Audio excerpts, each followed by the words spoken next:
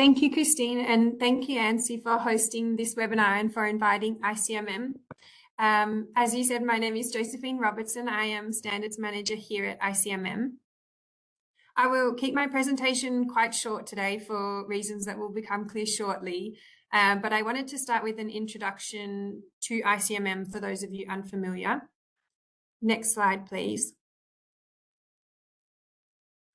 ICMM brings together a third of the mining and metal sector to drive leadership, action and innovation through collaboration to enhance the contribution of mining and metals to sustainable development.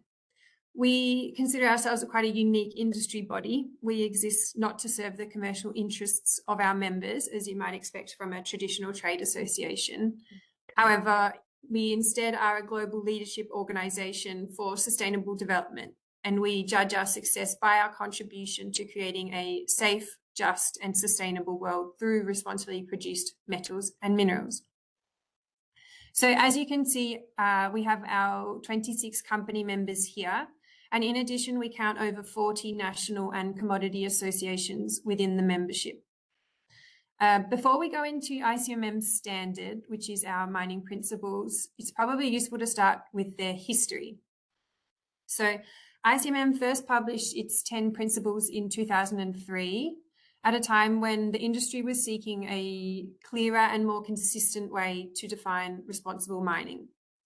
The mining principles were never designed to be static, and to that end, they have evolved and strengthened over time to reflect our members' shared ambition to lead by example.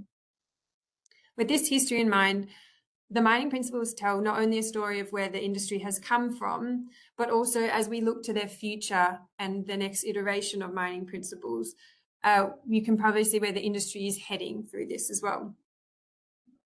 In terms of where these apply, ICMM's mining principles are a condition of membership for company members. These means that they apply to more than 650 assets in over 50 countries.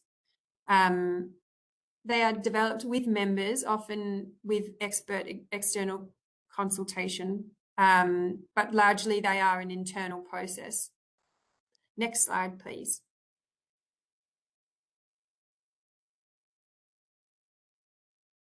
Thank you. So as I said, the mining principles outline our membership requirements. They follow 10 different areas. These cover ethical business, decision-making, human rights, risk management, health and safety, environmental performance, conservation of biodiversity, responsible production, social performance, and stakeholder engagement. Since their inception, our mining principles have evolved from a broad set of these commitments into a more detailed framework of performance expectations and position statements. Our most recent position statement was in 2024, which was the Indigenous Peoples and Mining Statement. If we can go to the next slide, please. Perfect, thank you. So as I said, here are our 10 principles. We have our 39 performance expectations that sit underneath that, and our 9 position statements that respond to specific issues of concern where we have felt that a more detailed response is needed. May you please go to the next slide.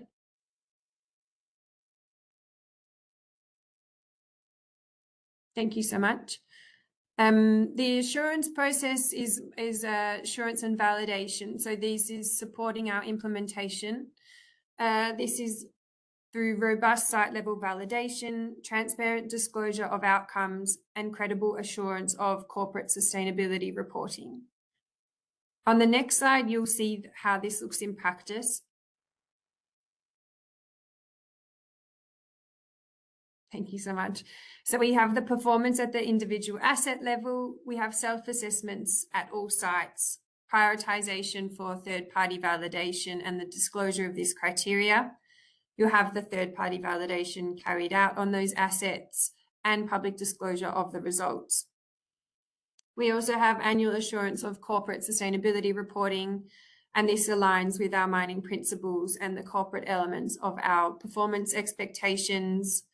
An example of that is given to the right-hand side. So you can see that at every asset, members need to disclose their conformance with the mining principles and position statements.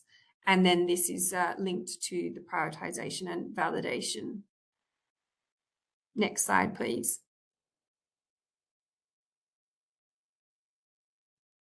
Next slide, please. Thank you so much.